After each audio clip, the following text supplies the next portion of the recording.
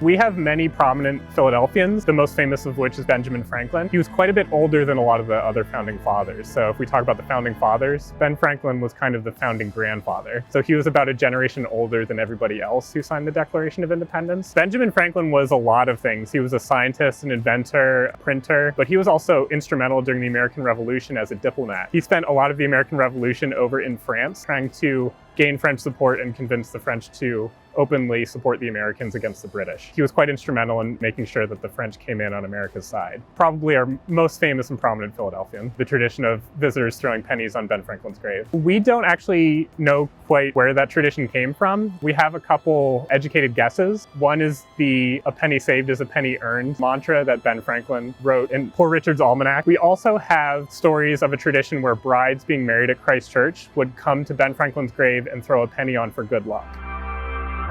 Right now, we are in the 1719 Christ Church burial ground. Christ Church was founded in 1695. It was the first Anglican church in Philadelphia. Philadelphia being originally mostly dominated by Quakers, especially in the early period of the colony. Christ Church was the only church for Anglicans. Christ Church later became the first Episcopalian church in America, so this was also the birthplace of Episcopalianism. We have about 4,000 people that are interred here at Christ Church Burial Ground. We have only about 1,300 or 1,400 markers, so quite a bit of the people that are buried here are in unmarked graves. We have many prominent Philadelphians, the most famous of which is Benjamin Franklin and his wife Deborah Franklin. Benjamin Franklin and his family were members of Christ Church. Deborah Franklin would have been more visible in Christ Church. Ben Franklin maybe not the churchgoer as much as his wife was, but Ben Franklin was instrumental in supporting the Christ Church community.